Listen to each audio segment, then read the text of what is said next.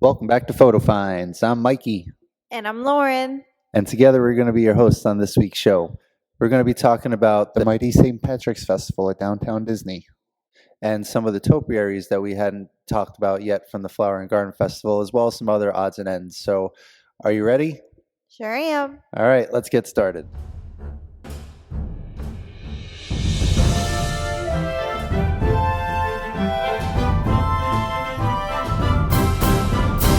March 7th to March 17th, they're having a mighty St. Patrick's Festival at downtown Disney, and they're also tying in Muppets Most Wanted. So all around the area, you'll see these stickers on the floor as well as banners advertising for the movie coming up, which is coming out March 21st. There are banners featuring Animal, Miss Piggy, and Kermit. There's also this photo op in front of Cirque du Soleil where you could stand in front of it and take your picture because it is pretty huge. And there's also a couple banners in front of the movie theater itself. These are some brochures that were all around downtown Disney by the registers and everything that gave a little bit of information about the Mighty St. Patrick's Festival. This was a sign that was on a construction wall over by T-Rex. And then you had all these signs pretty much sprinkled throughout downtown Disney, which gave you a little backstory of some of the traditions surrounding St. Patrick's Day. I'll zoom in on a couple of these so you can see the details of it. As you can see, they're all over the place. And then by Raglan Road, which you would have to believe is the epicenter of this whole festival, they have this big billboard and then also other photo opportunities as well. You can see that sticker is on the floor. And you got to believe wherever you see that sticker, you're supposed to take a picture. So take a picture of Raglan Road when you see this sticker on the floor. This is a tent that was not quite open yet, but it says Tourism Ireland on it. So I believe it is about traveling to Ireland. This is a stage that is between Planet Hollywood and the movie theater that will be having live authentic Irish music nightly during the festival. And also there's other tents around that are selling Irish authentic gifts and draperies. And something else that was pretty cool, we saw these signs at the food trucks. They're having festival authentic cupcakes, which is a chocolate cupcake with green icing with a hidden Mickey with a leprechaun hat on it. And also for promoting the Muppets Most Wanted movie, they have Muppets Rice Krispie Treats as well.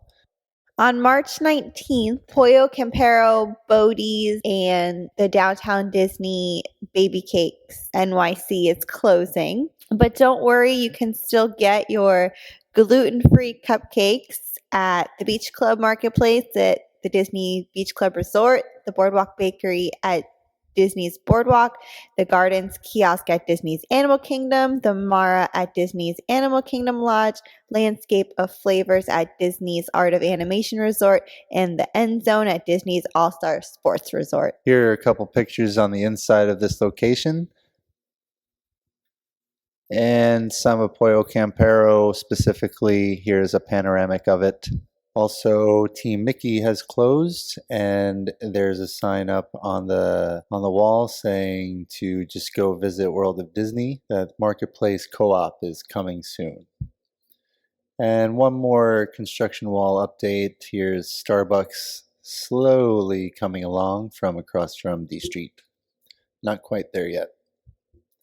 And then you have the drink tent in front of the movie theater. I don't know if that's there for the Irish Festival or if it's always there. It's the first time I've noticed it. Please don't flame me. And then from a distance here is the Downtown Disney parking garage. It looks like they're getting ready to go up, go a little vertical there. They added this backdrop to the Cinderella photo op in front of World of Disney because there's been a construction wall with nothing really going on behind it for a while. Finally, one last note from downtown Disney. It's the first time we've noticed this smokehouse. It's called the Smokehouse being opened. We're a big fan of barbecue, and we had actually already stopped at the Epcot food truck to get a bite to eat before we noticed that this smokehouse was opened. We asked the cast member how long it's been there, and she said it has been there about a month. And now let's head on over to Epcot. Have a beautiful day. Come on over.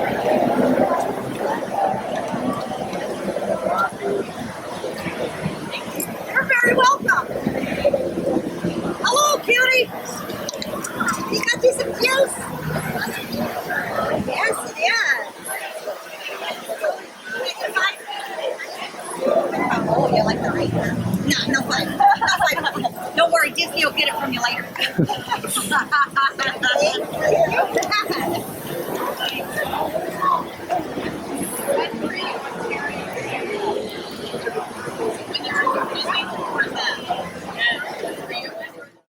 This is Mother Nature and Stella Bouquet. They tell you to go ahead and take photos of them and hashtag it Epcot in spring. So that's kind of cool. You'll see them on Instagram and Twitter if you search that hashtag. And let's look at some of the topiaries we haven't talked about yet on the show because they have been in front or behind construction walls. You got Rafiki holding up Simba with other Lion King characters behind them. Pardon my belly shirt. And then you got Tinkerbell hanging out by the butterfly tent. And then you have Woody in front of the smokehouse in America. And since we're here in America, let's talk about some food. I was lucky enough to sample the smokehouse brisket, and the brisket itself was really, really good. They have 2 different kinds of barbecue sauce that you can try, and you can add it to yourself. There's a sweet barbecue sauce and a spicy barbecue sauce. I chose the sweet. This normally comes with collard greens and jalapeno cornbread, and I asked them to switch out the collard greens for coleslaw, and do not do that because the coleslaw was not very good. The brisket was awesome, but definitely do not eat that coleslaw. I really like the jalapeno cornbread. And behold the Piggylicious Bacon Cupcake. That is a vanilla yellow cupcake with bacon bits baked right in, and it's pretty heavy on the bacon. It doesn't alter the taste of the actual cupcake too much, like the cake part of it, but the bacon bits are very flavorful and spread all throughout the cupcake. And that is a maple frosting on top with salted pretzel bits sprinkled on the cupcake and then fallen onto the plate as well. I personally tried it and it was delicious. I will probably have a couple more before the Flower and Garden Festival is over. They have these benches here which are kind of cool. I've never noticed them before. They usually have the high top tables to eat during food and wine, but these park benches are a nice addition and should help clear up the walkways a little bit because these are off to the side. And this is kind of cool. We noticed at Epcot, it's kind of like a sand castle promoting Disney's nature films Bears. Here's a short little video I took of the sand castle sculpture. It's off to the right in Canada by the DVC outpost area.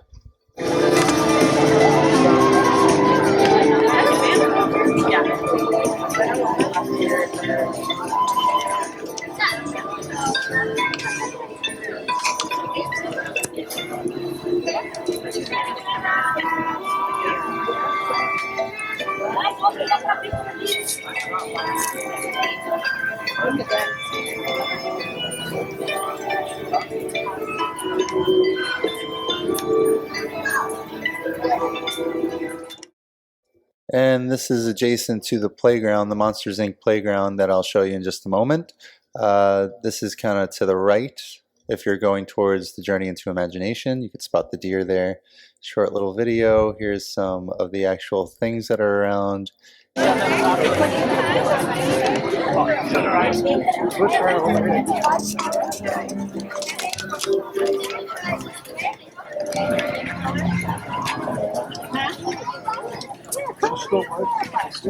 And here we are in the Monsters University playground, finally open. You have your basic playground things, but the main attraction is the Mike Wazowski and Sully topiaries. Really quick to wrap it all up, let's head on over to Universal. And in CityWalk, they've installed a Starbucks billboard to the wall of billboards as you enter CityWalk. And it's going to be very soon for Starbucks to be opening. As you can see, they've installed benches on the outside, as well as that huge logo. And if you look inside the Starbucks logo on top, the Starbucks logo that's over the door, they have installed light bulbs in it and it actually lights up. As you can see here, they haven't finished installing the light bulbs on the E yet. Here's Cold Stone, pretty much ready to go. And actually, while we are recording this on March 10th, we have been told that Cold Stone is open and ready for all guests. This is a photo of team member preview just a couple days ago, where you can get your Cold Stone on the way out of the park. And this is a photo from this last Mardi Gras, Prince Royce. This photo was taken at 10:30 in the morning, and you can see people are already camped out, ready to go, ready for the show, which starts all the way at 8 p.m. So if there's anybody coming up at Mardi Gras that you really want to see, make sure you're there early to see them right up front. Otherwise, there's big televisions to the left and right of the stage where you can see the acts, as well in the back of the viewing area as well. They have TVs back there, but these people want to be right up against the front of the stage for that once-in-a-lifetime moment. All right, and I think that about wraps it up. Thanks for watching. We'll see you next week. Don't forget, both sides are open. Bye-bye.